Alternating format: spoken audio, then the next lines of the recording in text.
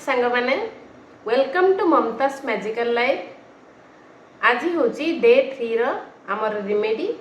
आम ये रिमेडी रे कौन शिखा ना यही रिमेडी आम शिखा आमर जिते रिलेशनशिप अच्छी आमर हजबैंड सहित हो वाइफ सहित हो कि कौन सांगसाथी सहित हो कि अन्य कहा सहित बापा माँ हो आमर रिलेशन बिगिड़ जाइए। आम कथबार्ता होने मनमालिन्य अच्छी परस्पर को परस्पर बुझीपारे किंतु भीतर आत्माटा चाहूँगी से सहित मिसापी से सहित रिलेशनशिप पुणी केमती गुड हाँपाई।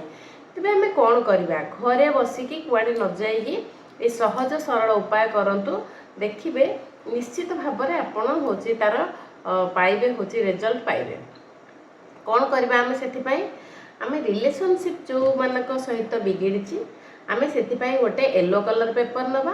येलो कलर पेपर जदि ना आम हलदी रे किसी हूँ माने हलदी को गोलिकी तार हूँ से कागज रे बुड़ेकी पुणी सुखेदेले येलो कलर हो ग्रीन पेन नवा। प्रथम निज नाम लिखा जहाँ सहित आप रिलेशनशिप ठीक करने को चाहते ना सब गोटे पर गोटे गोटे लिखिदेवे एवं ताकू कौन करेंगे गोटे सुंदर माटी पात्र भितर रखिए से कागज को फोल्ड करके निज ना ऊपर थी आपड़ जहाँ जहाँ सहित चाहते रिलेशन को ठीक करने को से ना एमती 1 2 3 करके लिखिदे ता ऊपर कौन करेंगे किछि गहमर अटा एवं से किछि चीनी आ किछि दालचीनी पाउडर मिसेबे ता ऊपर रखिए रखिकी से माटी पात्र को हाथ में धरवे एवं बारंबार भगवान को प्रे करेंगे आउ से रिलेशन को ना कही कही एमानक सहित मो रिलेशन बहुत बढ़िया हो जाउची।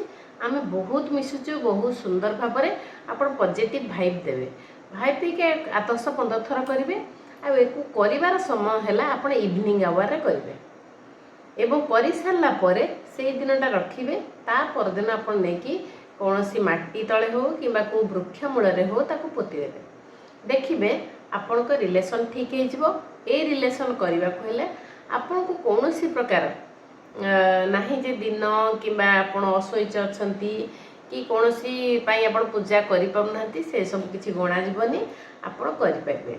तेरे रिलेशनशिप यही सुंदर उपायटी करूँ आपण देखु संपर्क आपणकर मधुर हम ये सब करने जो मैंने हूँ आग्रह करने इच्छा कर कमेंट्स करूँ नुआ होते सब्सक्राइब करूँ आउ ये उपाय को आप रिलेटिव मानक शेयर करूँ।